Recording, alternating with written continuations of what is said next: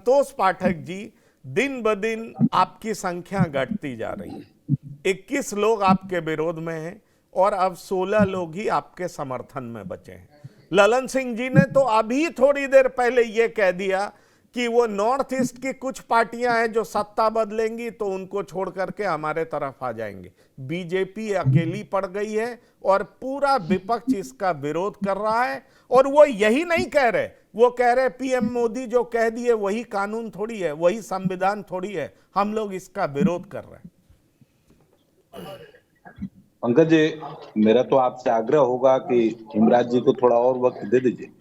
ये लोग लोकतंत्र के हिमायती हैं, ऐसे हिमायती हैं जो चाहते नहीं कि कोई दूसरा बोले, क्योंकि इनके पार्टी में ये परंपरा है। हमको तो चुप करा दिए, हम चुप हो गए। आप पूरा जी, आप पूरी बात रखिए। नहीं, हिमराज राम जी बोलने दीजिए। अरे बहुत वक्त है, आप बोलिएगा। हाँ बोलिए संतोष जी, बोलिए। हम बोल नहीं रहे हैं, हम उनको आश्वस्त कर रहे हैं। लिख के रखे हम पोथा, तो बीच में मत बोलिएगा। और आपको मन करे तो आप पंकज जी से बात करके 1 घंटा का शो आप अपना कर लीजिए और भारत के किसी एक नागरिक को अपने पूरे वक्तव्यों से कन्विंस करके दिखा दीजिए, तो हम राजनीति छोड़ देंगे। मोदी जी को भी पत्र लिख देंगे कि सर आप भी राजनीति छोड़ दीजिए। हिमराज जी ने एक व्यक्ति को कन्विंस कर लिया है कि मोदी जी को वहां पर नए संसद के उद्घाटन भवन में नहीं जाना चाहिए। ठीक है, 1-1.5 घंटा बोलिएगा। अब आइए, पंकज जी, इतिहास सापेक्षता में चलता है। आज कोई 4 किताबें कोई पढ़ ले और वही इतिहास भारत का रह जाए और वही संविधान की मूल प्रति रह जाए, ऐसा तो होता नहीं है। इतिहास अगर आपको लगता है कि जो आर.डी. शर्मा जी ने और आर.एस. शर्मा जी ने जो लिख दिया वही इतिहास है, तो आप उस इतिहास से थोड़ा बाहर आइए। मैं 2 ग्रंथों का नाम देता हूं, जिन ग्रंथों में जिस सेंगोल को लेकर आप विरोध कर रहे हैं उसकी पूरी वृत्ति लिखी हुई है। दोनों जो ग्रंथ हैं वो तमिल भाषा में है। एक का नाम है सिलापथीकरम और दूसरा है मति मेकलई। अब ये तो नाम आपने सुने नहीं होंगे, ना आपके नेता ने सुने होंगे। मैंने भी आज ही रिसर्च करके निकाला है, तो मैं ये नहीं कहूंगा मैं पहले से जानता हूं। कुछ ग्रंथ ऐसे भी हैं जो आपके नेताओं के, जो आज के कर्णधार बने हैं बिहार के या भारत के, उनके पहले से लिखे गए हैं। और इतिहास 1947 के बाद ही शुरू नहीं होता है भारत का। 1947 के पहले भी भारत था। जब अंग्रेज 1607 में भारत आए उसके पहले भी भारत था। और 6वीं या 7वीं शताब्दी में जब मुसलमान भारत आए तो उसके पहले भी भारत था। हिमराज जी, उसके पहले भी लोग लिखते थे। हर समाज का एक अपना कोडिफिकेशन होता था कि किन नियमों से चलना है, और हर समाज अपने अपने नियमों का संकलन करके ही आगे बढ़ा है। ब्रिटेन में 12वीं शताब्दी में मैग्ना कार्टा लिखा गया था, उसी के आधार पर धीरे धीरे वहां पर लोकतंत्र विकसित हुआ है। थोड़ी बहुत पढ़ाई हमने भी की है, आपने भी पढ़ा होगा, आपके पढ़ाई से कोई गुरेज नहीं। हम कोई इतिहास नहीं बदलना चाहते, लेकिन भारत का वो अवशेष इतिहास जिसको आप लोग छोड़कर आगे बढ़ना चाहते हैं, उस इतिहास की पुनर्स्थापना भी एक राज्य के मुखिया होने के नाते नीतीश कुमार जी की भी उतनी ही जिम्मेवारी है जितनी नरेंद्र मोदी जी की है। आपने कहा कि संसद को शिफ्ट करने की क्या आवश्यकता थी।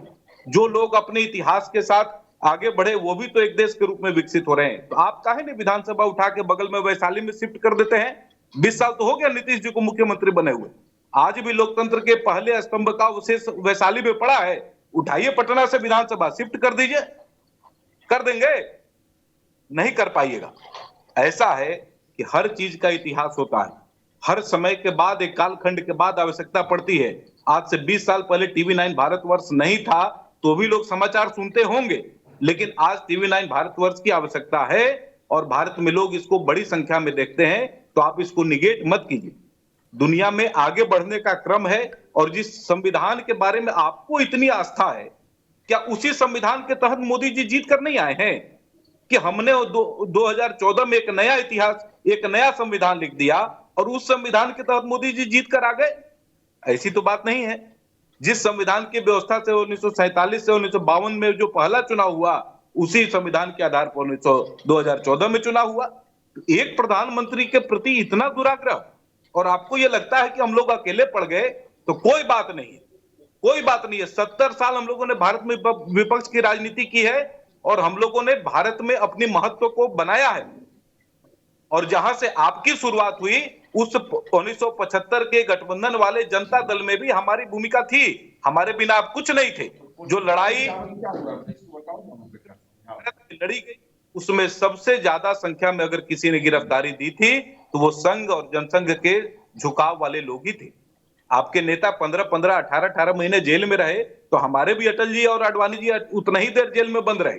मोदी जी भी उस दौर में अलग अलग कार्यों में लगे थे, कुछ अन्य लोग लगे होंगे और उनकी संख्या किसी भी परिस्थिति में आपके दल के जो लोग संख्या में लगे होंगे उससे ज्यादा थी। तो आप हम इस देश में राजनीति कर रहे थे, आज कर रहे हैं, आगे भी करेंगे और आपसे लड़ने की मादा सामान्य कार्यकर्ताओं में भी है। सब लोग लड़ेगा, सब लोग जीतेगा। अब आइए संसद के विषय पर। इनको क्या चाहिए कि राष्ट्रपति उद्घाटन कर ले? तो एक छोटा सा प्रेसिडेंस, छोटा सा ही काम आपने करके कभी भी इतिहास में दिखाया होता तो हम ही उसको प्रेसिडेंस मान के आगे बढ़े होते। क्या दिक्कत थी हमें?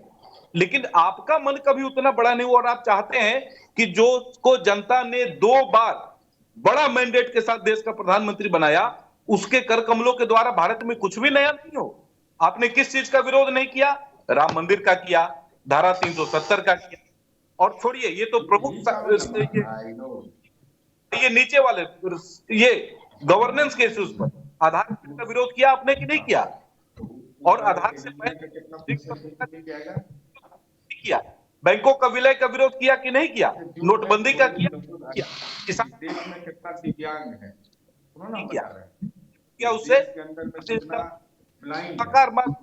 हम लोग राजनीति छोड़कर कहीं भाग गए? कहीं कुछ नहीं होगा।